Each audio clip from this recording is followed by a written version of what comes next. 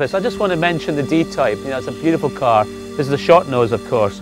And, you know, nothing specific about that relative to this, but more about the design of it, because it's always fascinated me, this car.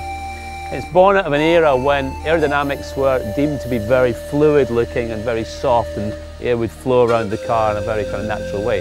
The reality is not quite like that, actually, but in the days when Malcolm Sayre designed this, that's exactly what he thought. When you work out the structure of how that comes together visually, you can start to understand how a Jaguar is designed. Let's have a look at Project 7.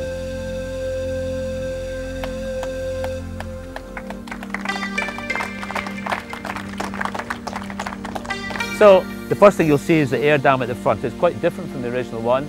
It was quite bigger. It's quite a bit bigger, and it really has been tested in the tunnel. You come through the car, you get the side skirts, which really do replicate the side skirts that we did in the car. They're a little bit wider, and again, they do help the downforce and the aerodynamics and stability of the car. The most notable part is the screen itself. It is lower than the standard screen.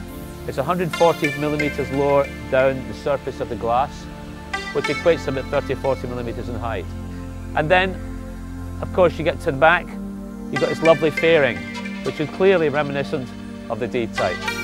The rear spoiler, again, has been re-engineered, redesigned in the wind tunnel to effectively get the right downforce, to give this car the stability and downforce it needs. And of course, the front and rear have to work in unison with each other. Inside the car, special lighter weight seats that were designed for the car. You sit slightly lower in it as well, incidentally, if you choose to. And the trim itself has got our Jaguar monogram stitched into it to give something quite individual. The stripes, I felt it was very important that these stripes and the colour scheme stayed on the car. We did debate whether we should take them off or not, but it's very much part of the character. It does display something that's very much a performance car, including the roundel. And something I really enjoy in it, in this car, as the D-Type did, is the fact the roundel just slips up onto the surface here. The car will come in 5 colours. The wheels, always black, and of course with the yellow calipers for the carbon ceramic brakes. I love this car. It's rebellious, it makes a statement, it shows you what you can do if you put a bit of imagination to something.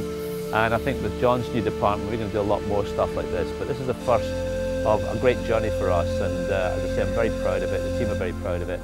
It's my kind of car. I love this car, and I think there'll be another 250 people out there that love it as well. So have a look around it, wander around it, and let me know what you think. Thank you for listening.